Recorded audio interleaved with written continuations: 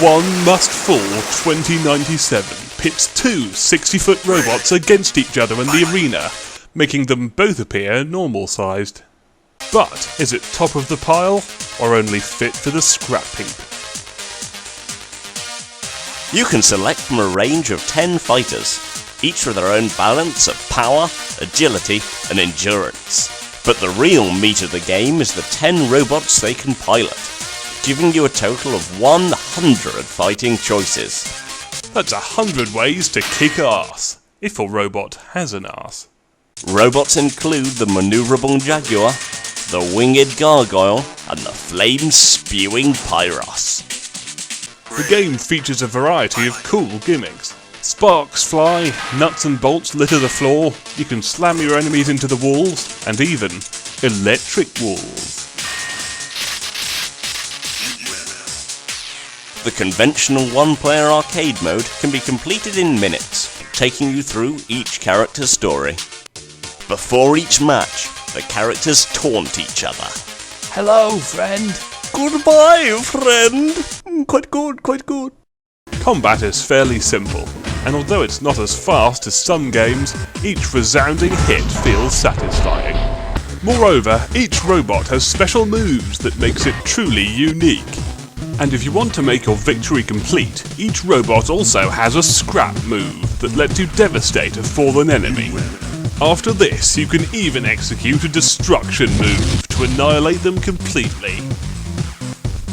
The arenas are pretty varied too, and range from plain old vanilla to ones with gimmicks like spikes, electric walls, orbs of flame, and planes that swoop down and stun you.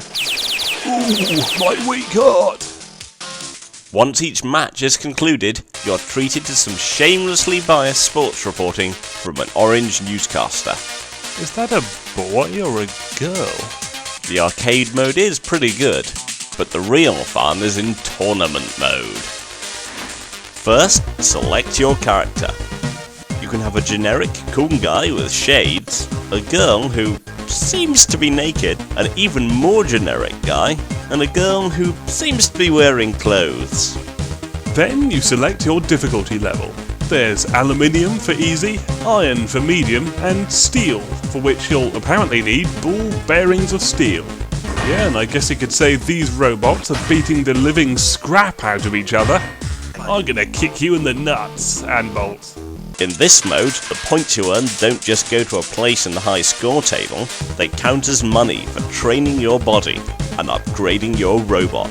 To begin with, the training courses cost $50,000, but by the end they'll be costing millions. I don't know who Blunt Stone is, but he's got a pretty lucrative job selling training courses to rich idiots. He's probably just making them lift rocks or something anyway. What kind of training could really be worth so much money? Upgrading your robot also has a significant effect. For 4 upgrades, your robot feels like it's moving through treacle, but by the end of your game, you'll be pounding out easy combos. At the end of each match, your mechanic will appraise the damage, which normally means complaining about how much work he'll have to do. And should you choose to forfeit a match, he's right there to tell you he thinks you're a big fat coward. Once you've earned enough money, you can purchase other robots. But beware, you'll have to spend time upgrading them again. This can take a while. Well, I'll buy some armour, gotta have some of that, right?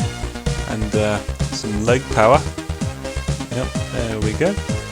And some arm power. That'll be nice. Well, this is taking a while.